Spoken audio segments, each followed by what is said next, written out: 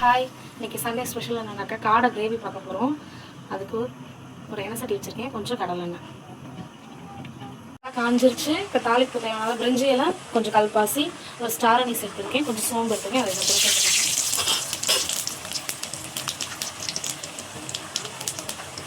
இது நல்லா வந்ததுக்கப்புறம் கொஞ்சம் வெங்காயம் ஒரு 4-5 அரிஞ்சு வச்சுருக்கேன், அதையும் எடுத்து வச்சுருக்கேன். இந்த வெங்காயத்து கூடவே கொஞ்சம் கருவேப்பிலை, இது நல்லா வதங்கட்டும்.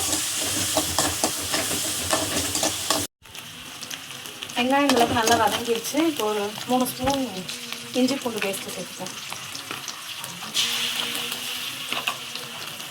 இந்த இஞ்சி பூண்டு சேர்த்துப்போம். இது கூடவே வந்து ஒரு 3 பழுப்பு தக்காளி அரிஞ்சிருக்கேன், அதையும் இது கூட சேர்த்துப்போம். இந்த தக்காளி கூடவே ஒரு 1/2 ஸ்பூன் மஞ்சள் இது சேர்த்து நல்லா அந்த தக்காளி நல்லா வசதி அளவுக்கு நல்லா வதக்கிக்கலாம். வதக்கிக்கலாம். இந்த மாதிரி வெங்காயம் தக்காளி இஞ்சி பூண்டு எல்லாம் பச்சை வாசம் போயிடுச்சு, வதங்கிடுச்சு. இப்போ வந்து நான் 10 காடை எடுத்து நல்லா க்ளீன் பண்ணி வச்சுருக்கேன். இதே இது கூட சேர்த்துக்கலாம்.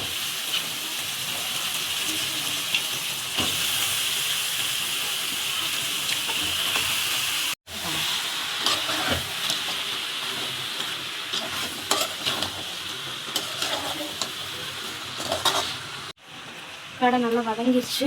இப்போ வந்து தேவையான அளவு மிளகாத்தூள் சேர்த்துக்கலாம். ஒரு 1.5 ஸ்பூன் சேர்த்துக்கலாம். 1 ஸ்பூன் மல்லித்தூள்,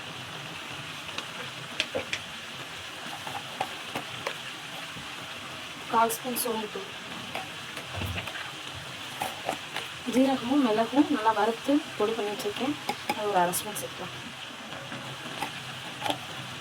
கொஞ்சம் கரம் மசாலா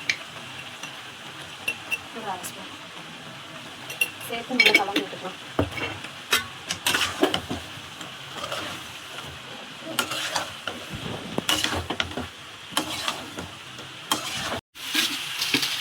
காடைக்கு தேவையான அளவு உப்பு நான் 1 ஸ்பூன் சேர்த்துருக்கேன், பார்த்துட்டு சேர்த்துக்கலாம். இது கூடவே கொஞ்சமாக தேங்காய் அரைச்சி வச்சுருக்கேன், அதை சேர்த்துக்கலாம். எனக்கு கிரேவி மாதிரி வேணுங்கிறதுக்கா தேங்காய் சேர்த்துக்கலாம். இது வேணாம்னா நீங்கள் சேர்த்துக்கலாம். தேங்காய் சேர்த்துட்டு கொஞ்சம் உரப்பு உப்பு மட்டும் பார்த்துக்கோங்க, செக் பண்ணிவிட்டு கொஞ்சம் 1/2 டம்ளர் தண்ணி ஊற்றிருக்கேன் தேங்காய் கூடவே. இதை மூடி போட்டு ஒரு 10-15 நிமிஷம் நல்லா வேகட்டும். காடை அந்தளவுக்கு நல்லா வெந்துருச்சு. இந்த மாதிரி கிரேவியும் வந்துருச்சு. நைட்டில் தண்ணியெல்லாம் நம்ம நல்லா வற்றி அதுக்கு ரெடி ஆயிடுச்சு. கொஞ்சம் கொத்தமல்லி சேர்த்துருக்கேன். கண்டிப்பாக நீங்களும் இது மாதிரி ட்ரை பண்ணி பாருங்கள், நல்லாயிருக்கும். தேங்க்ஸ் ஃபார் வாட்சிங்.